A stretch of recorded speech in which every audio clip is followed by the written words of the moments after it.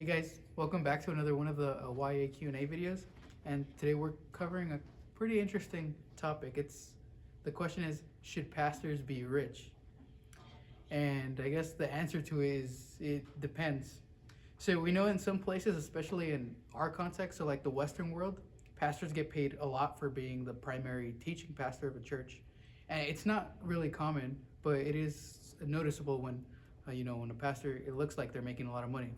The average pastor in the United States makes between 40K to 120K, but it's normally on the lower end of making that much each year. And it really depends on the church that they're at and how the congregation is able to help them as the pastors serve them. But that includes many things for the pastor being the pastor. So usually they have to have an education in like theological studies, spirituality. He should have certificates. People need to recognize them as capable leaders, and most importantly, they have to have a godly character. So, like I said, most make closer to the lower end, but it is noticeable when we start to see how much some of them are making. And we have to remember, being rich is not necessarily a bad thing. The Bible does warn us that it is more difficult for rich people to be part of God's kingdom. And this is from Matthew 19:23. Jesus says to his disciples, "Truly, truly, I say to you, only with difficulty will a rich person enter the kingdom of heaven. Again, I tell you, it is easier for a camel to go through the eye of the needle than for a rich person to enter the kingdom of heaven." So it's usually harder for rich people to follow God because usually rich people think that they have it all and they aren't willing to leave behind their old lifestyles to follow Jesus. However, there are also examples in Scripture of rich people who loved God and they had more money than the average person, but they were still godly people. For example, Paul had rich financial supporters who helped him in his ministry and the ministry of other Christians. This including helping the poorer churches and providing for his needs while he would preach the gospel and minister to others. So there's in that way. In Galatians 6:6, Paul tells the Galatian church that the one who is taught, the congregation should share all good things with the one who teaches them, usually referring to the pastor. Paul asked for support from the Roman church to help support even his own missionary movement to Spain, and we know that even though a lot of people would pool in money, poor Christians and rich Christians alike, but altogether this would be for the pastor to or missionary or any type of minister to have some financial support. In the Old Testament, we see King David. He was a rich man, and he was still godly. And going back to the New Testament in Acts, Joseph, called Barnabas, he sold a big portion of his land for the other Christians, for the believers. So he had lots of land, and he thought he could help out people like that. Zacchaeus, the tax collector, he repented from being a cheater and gave back to the people who he stole from. And these guys aren't pastors, but it isn't uncommon for Christians to be rich. So it's not necessarily looked down upon just that a person is rich and they believe in God. But the most important thing for a pastor or elder overseer is that they fit the type of person that is described in 1 Timothy 3, verses 2-7, and Titus chapter 1, verses 5-10. So both those passages describe overseers as people who are above reproach, so meaning that they're godly and qualified to be in the position that they are called to care for God's people.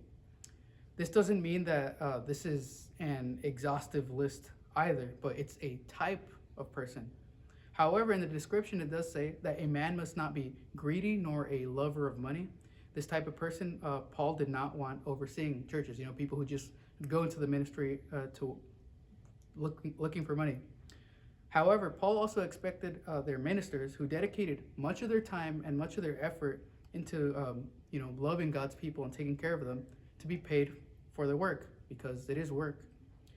In comparing it with the old covenant, Paul says, "Do you not know that those who are employed in the temple service get their food from the temple, and those who serve at the altar share in the sacrificial offerings? In the same way, the Lord commanded that those who proclaim the gospel should get their living by the gospel." And that's from 1 Corinthians 9. So it's clear that they should be able to make a living from proclaiming the gospel and caring for God's people. However, in writing 2 Corinthians, Paul also faced the problem of false ministers doing God's work and only doing it for their own benefit, for money. They did not have the right intentions going into the ministry, and the Corinthian church was deceived, and even they gave a lot of their money to these people, and likely more than that person would have deserved. These people were greedy and lovers of money, which Paul warned about.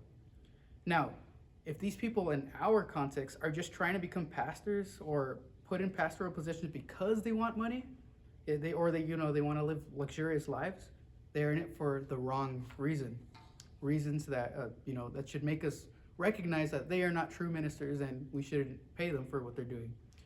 Those people should not be pastors because of those motivations. Other pastors might look wealthier, but it could be because they can just afford things. They might be bivocational, so they might have another job. They might have a family business, or they might have inherited things from their family. Or maybe their position as a pastor is very demanding on their time and their energy, and their church could simply afford to pay them to support them that much. There are different factors that can affect the wealth that they have.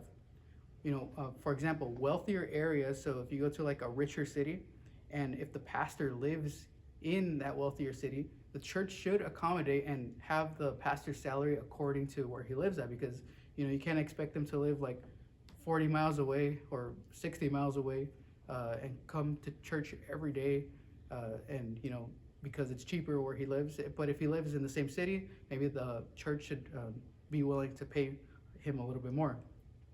Still, we see scripture stresses that there should be some level in financial support. So those passages in 1 Timothy and Titus remind us that pastors should also be generous and hospitable people. So they shouldn't only be receiving money, but so, for example, if they have money given to them for working at the church, they shouldn't be stingy with it. So that isn't a good thing either. They, like any other Christian, should know that the Lord is the one who allowed them to have that material possession.